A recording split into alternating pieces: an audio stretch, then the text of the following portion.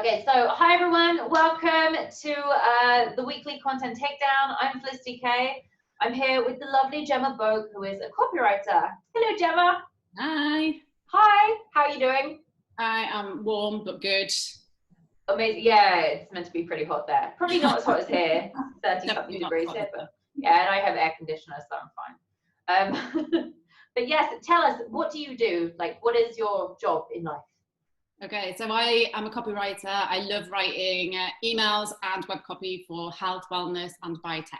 Nice, very nice. Okay, and what are we going to be looking at today? So I've been using using LinkedIn mostly for business, but I like to use my Instagram account. But my Instagram account is very geared to my last business, and it's got a really weird, like, hodgepodge of kids' pictures and content stuff and psoriasis things, which is what I mostly wrote about before. Right. And really just could do with some help kind of refining how I can use this space a bit better. Nice. Okay, so are you still interested in doing all the different things that you just described, or you want to focus on one? So I would still like to write a little bit about psoriasis, and this is where I get really stuck. Yeah. Because I think people who are following me for copywriting stuff are going to be like, what is this random post about psoriasis? Do you know what I mean? So I mean, if you tell me I can't do both, then I can't do both. But if there's a way of kind of tweaking it in there, then that would be awesome. Well, you can do both. Let's see the extent of the, not damage, but let's see what you've done, and then let's see how to refine it. But you can definitely make it about how copywriting in general, and especially for, you know, health and wellness and bio. And then you can also make it very psoriasis. I can't even say that word. Psoriasis? Psoriasis? There we go. Very nice. We did practice before. Psoriasis specific.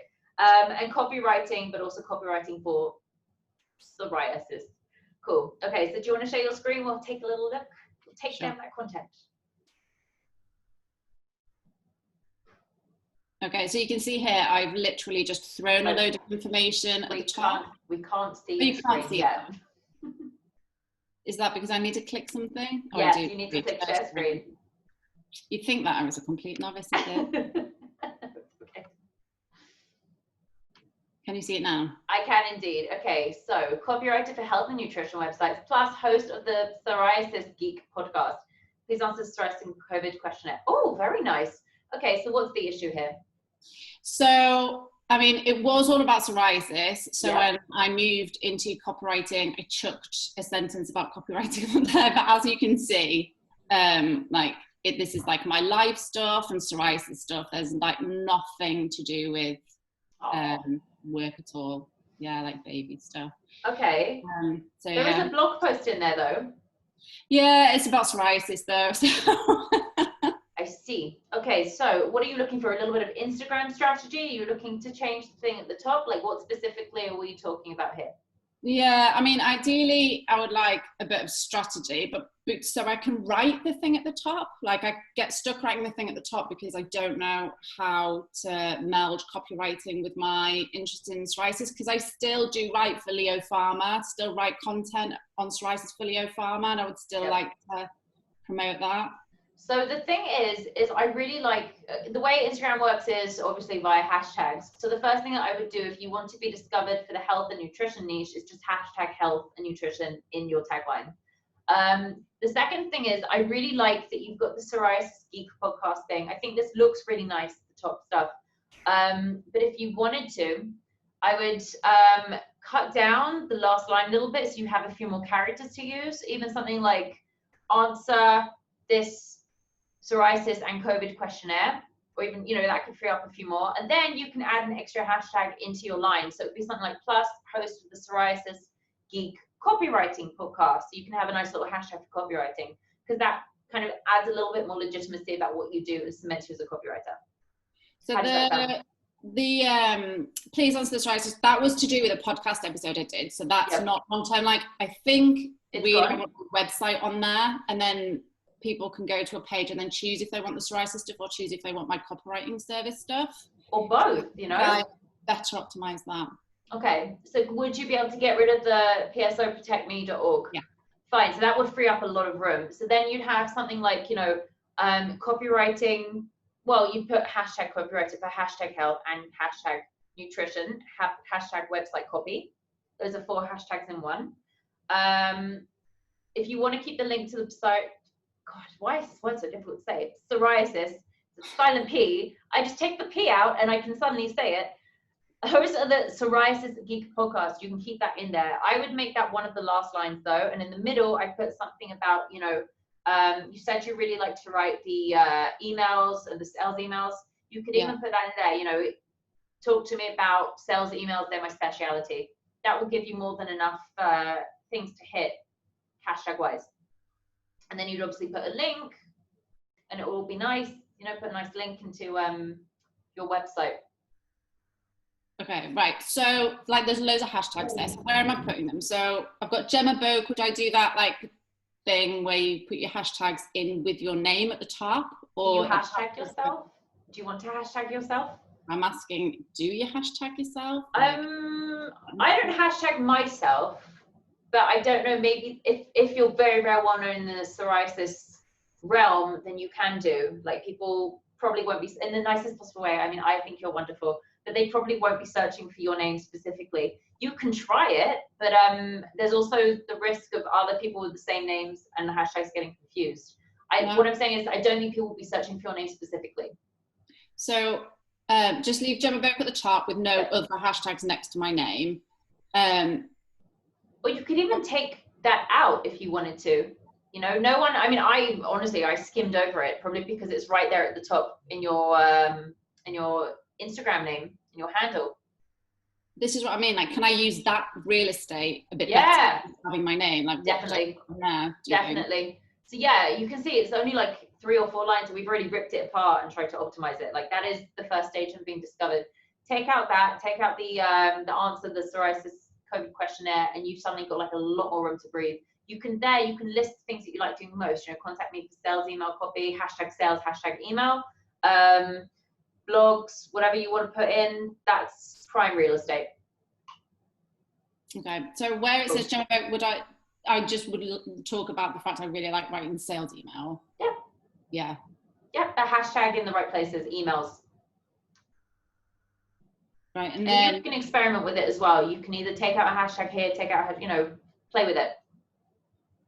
Okay, and then like the next, you know, where it's not bolded right in, that's where I write for health and nutrition, and that's where I put all those hashtags. So there is the aim there of the bio to say what I do, but basically also get as many hashtags in there as possible. Yeah, I mean, within reason. You don't hashtag every single word because it just looks silly. But like what you've done there, psoriasis, that's perfect.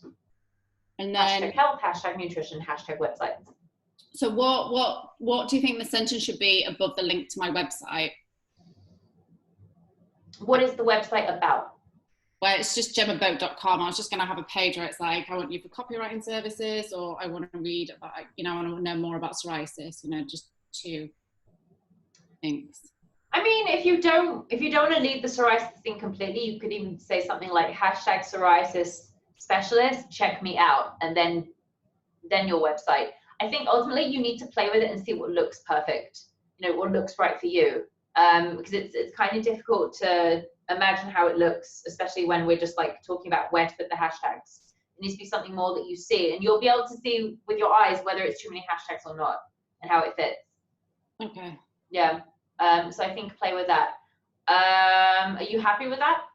Yeah. So in terms of like strategy, in terms of what goes into the grid, like most of it will be copywriting stuff. Do you think it's okay for there to be randomly a psoriasis thing in there? Yeah, of course, because the thing is, so the way that if you scroll down a little bit, the way it works is obviously you have the grid of 3, right? So it needs to look very like nice and branded, you know, so it can't be just like a random picture of you. That's Gemma in hospital from before. You know, then psoriasis, then copywriting. It has to be kind of like a block of copywriting with maybe a little bit of psoriasis thrown in. That sounds awful, but you know what I mean. So there needs to be something, like some kind of consistency of the copywriting. So maybe you can do like a spotlight on copywriting for sales via email. Then you could do something about copywriting tips. Then you could do something about, you know, client feedback or something. Then you could do something about your specialism. You know, I specialize in psoriasis copywriting or something. And that's the way that you tie them both in together. So it's not only just about psoriasis, it's about you being a copywriter and also specializing in psoriasis, because that way you're not excluding your potential new clients in that field. Okay. Does that make sense? Yes, because that was my worry. Like the psoriasis bit, I want to be about 5% of my portfolio. You know, like, I enjoy writing about it, but I don't like writing about it too much because it's so close to my heart. It takes a lot. Yeah. But I didn't want to just neglect it either because it's such an important part. Of course. Yeah, like that. Okay. So yeah, so I would, what I've done for my Instagram strategy is I come up with a grid every single day, and I have like my Smart Sundays that obviously happen on Sundays, then I have like tips, then I have like products, then I have stuff like that. So everything is nicely in order. You know, it's all very kind of like, it's got its own place and time. So the thing is, because you want to be talking about copywriting, you need to make sure that you're talking about different areas of copywriting, and that way the psoriasis can fit nicely in. Because it's kind of like technique, tip, testimonial. I don't know why I'm sticking to all the T's. And then specialism, and the specialism is psoriasis. And then next time it might be, you know, once a week it's psoriasis. And then the next week it will be, once a fortnight. And then the next week it will be something like how to write for sales. You know, my favorite thing is writing for sales. And you never know where this is going to go. And that way it's kind of not an abrupt shift. It's much more of a nice kind of calm segue into, this is what I do, this is how I do it. Okay, awesome. Does that make sense? Yes, completely and utterly. Great. Okay, any other questions about anything to do with this? No, I think that's it. Thank you. Lovely. Okay, Gemma, thank you so much for being on our Content Takedown. We look forward to hearing how this works out for you, and we'll revisit this another time. Okay, thank you very much. Thank you. Thank you.